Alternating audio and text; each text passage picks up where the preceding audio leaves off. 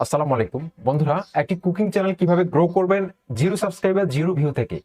একদম নতুন অবস্থা, অথবা আপনি অনেকদিন ধরে একটি কুকিং চ্যানেল রান করতেছেন কিন্তু কোনোভাবে চ্যানেলটি গ্রো করতেছে না।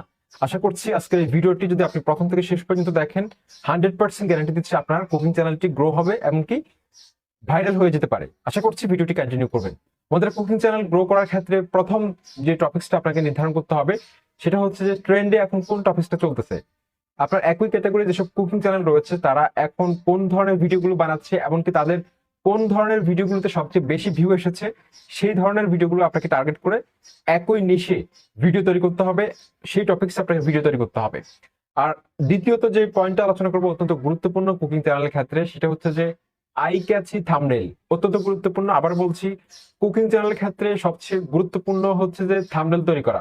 থাম্বনেল যদি চোখ ধাঁধানো হয় সেক্ষেত্রে মানুষ ক্লিক করবে। আপনারা দেখবেন যে এই চ্যানেলটা দেখুন, একটা থাম্বনেলের মধ্যে কিছুই লেখে নাই, কারণ থাম্বনেলের দিকে তাকালে বোঝা যায় যে এই ভিডিওটার মধ্যে কি আছে।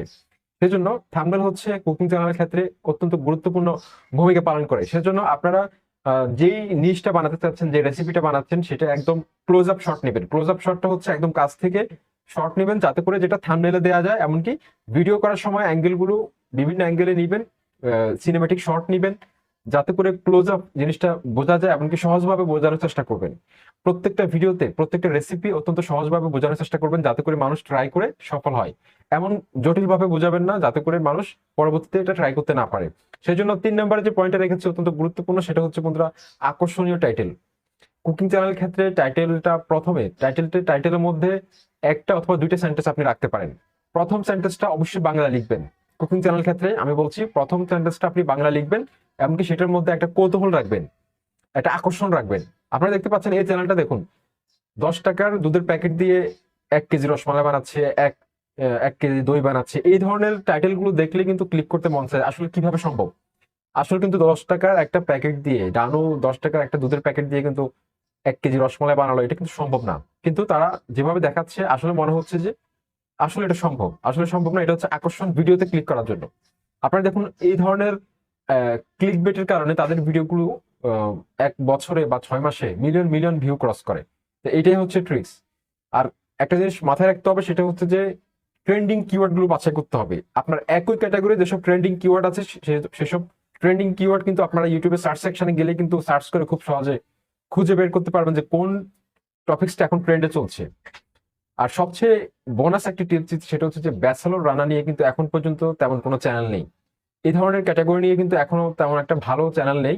তো আপনারা যদি এই টপিক্সটা, যদি যেহেতু ইউনিক টপিক্স ইউটিউবে সবচেয়ে বেশি র্যাঙ্ক করে, সবচেয়ে বেশি ভিউ জেনারেট করতে পারে, সেজন্য ইউনিক টপিক্স হিসেবে যদি আপনারা ব্যাচেলর রান্নাগুলো, যেগুলো একদম শর্টকাট, যারা মেসে থাকে, অর্থাৎ বুয়ার রান্না খায়, যারা মাঝে মাঝে বুয়া না আসলে সেক্ষেত্রে রান্না বান্না অনেক ঝামেলা মনে হয়, তো তাদের জন্য যদি আপনি কিছু রেসিপি বানিয়ে দেখাতে পারেন একদম শর্টকাট ওয়েতে, একদম 13-14 পদের মশলা মিক্স করে, এই করে সেই করে একদম শর্টকাট দেখাবেন, সেক্ষেত্রে দেখবেন যে আপনার চ্যানেলটা দ্রুত সময়ের মধ্যে গ্রো করবে।